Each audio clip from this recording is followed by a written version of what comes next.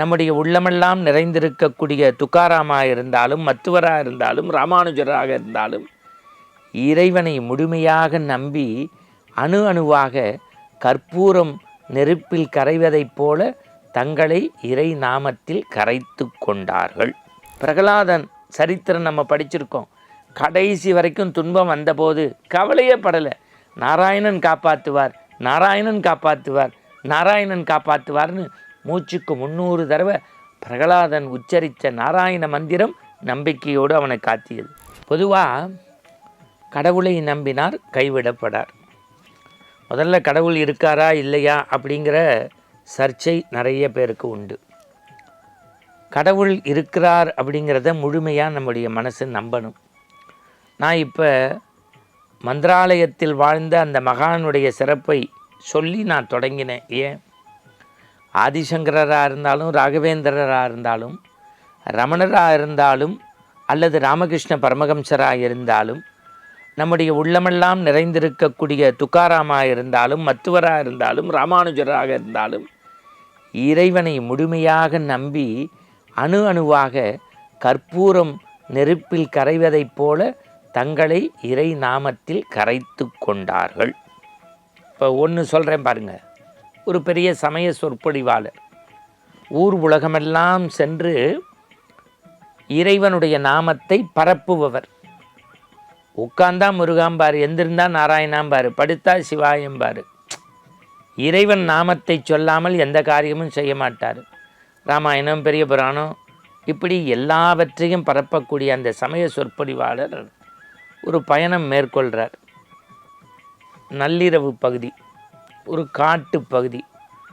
கொஞ்சம் வாகனத்தை ஓரமாக நிறுத்தி இளைப்பாறலாம்னு அப்படி இறங்கும்போது அந்த வனாந்திர பகுதியில் எதிர்த்தாப்பில் ஒரு ஓட்டுநர், காரை ஓட்டி வந்த ஒரு ஓட்டுநர் கடவுளை கேலி கிண்டல் செய்து அப்படியே திட்டுன்னு திட்டுறான்.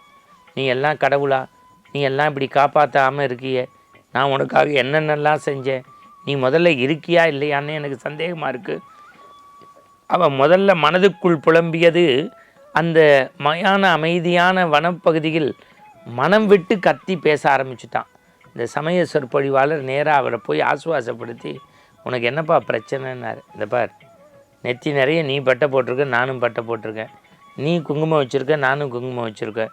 நீ உத்திராட்சம் கட்டி காவி போட்டிருக்க, நான் உத்திராட்சம் போட்டு பேண்ட்டு போட்டிருக்கேன். அவ்வளோதான் வித்தியாசம். இந்த நடு ராத்திரி வேளையில் வனாந்திர பகுதியில் காரை ஓட்டி வந்தேன். ஒரு டயர் கலண்டு கீழே விழுந்துருச்சு. இப்போ நான் டயர் இல்லாமல் ஊருக்குள்ளே போக முடியாது. ஒரு பயம் இங்கே உதவ மாட்டான். உதவுறதுக்கு ஒருத்தர் தான் உண்டு. அங்கிங்கனாதபடி எங்கும் இருக்கக்கூடிய கடவுள். அந்த கடவுள் இருந்தார்னா கண்டிப்பாக இங்கே வந்து உதவணும் எனக்கு அப்படின்னார். அதுக்கு சமய சொற்பொழிவாளர் சொன்னார், அதில் என்னப்பா சந்தேகம் உனக்கு? கடவுள் மேலே உண்மையான அன்பு செலுத்து, பற்று வை, இறைஞ்சி கேளு, தானாக வந்து ஒட்டிக்கும்னார். இப்போ கடவுளையே நாள்தோறும் உபன்யாசம் செய்யக்கூடிய சமய சொற்பொழிவாளருக்கு இந்த வண்டி ஒட்டி ஒரு கேள்வியை போட்டான். எனக்கு நம்பிக்கை இருக்கோ இல்லையோ, உனக்கு இருக்குல்ல, நாளெல்லாம் அவர் நாமத்தை போய் சொல்கிறீல்ல, இப்போ உங்கள் கடவுள்னு ஒருத்தர் இருந்தால் என் டயர் தானாக வந்து ஒட்டிக்கட்டும்னார். இப்போ இவருக்கு பெரிய தர்ம சங்கடம் ஆகிப்போச்சு. வாழ்க்கையில் 365 நாளும் இறை நாமத்தை சொல்லக்கூடிய நமக்கே இப்போ கடவுள் இருக்காரா இல்லையான்னு ஒரு சங்கடமான கொஸ்டினை தூக்கி போட்டான்னு கண்ணை மூடினார். கடவுளே எனக்கு தக்க தருணத்தில் காப்பாற்றுன்னு சொன்னார். அடுத்த 2வது நிமிஷம் டயர் வண்டியில் உக்காந்துச்சு. ஓட்டுநருக்கு எல்லையில்லாத மகிழ்ச்சி. நான் சாமியை பார்த்துட்டேன் டயர் வடிவில், சாமியை பார்த்துட்டேன் டயர் வடிவில்னு துள்ளி குதித்து சந்தோஷப்பட்டான். இப்போ சமய சொற்பொழிவாருக்கு ஒரு சந்தேகம் வந்துருச்சு. ஆகா, உண்மையாகவே கடவுள் இருக்காரா? நம்ம வேண்டுதலுக்கு இப்படி இறங்கி வந்து டயர் ஒட்டிக்கிச்சா? யார்? நாளெல்லாம் கடவுளையே மக்களுக்கு போதிக்கக்கூடிய சமய சொற்பொழிவாளருக்கு சந்தேகம் வந்து விட்டது. ஆனால் சந்தேகம் வரக்கூடிய ஒரு ஓட்டுநர் டயர் தானாக வந்தபோது இது இயற்கையின் இறை விளையாட்டு என்று நம்புகின்றார். அப்படின்னா என்னன்னா, முதல்ல சமயவாதிகளிடமிருந்து இன்றைக்கு கடவுளை காப்பாற்ற வேண்டிய ஐயம் நமக்கு இருக்கிறது. ஏன்னா அவங்களுடைய சர்ச்சை தான் ரொம்ப ஜாஸ்தியாக இருக்குது. கடவுள் இருக்கா இல்லையா, இந்த மந்திரம் சரியா? நான் மந்திரத்தை பற்றி இன்னொரு நாள் சொல்கிறேன். ஆனால் இன்றைக்கி முதல்ல நான் சொல்கிறேன் பாருங்கள். பிரகலாதன் சரித்திரம் நம்ம படிச்சிருக்கோம். கடைசி வரைக்கும் துன்பம் வந்தபோது கவலையே படலை.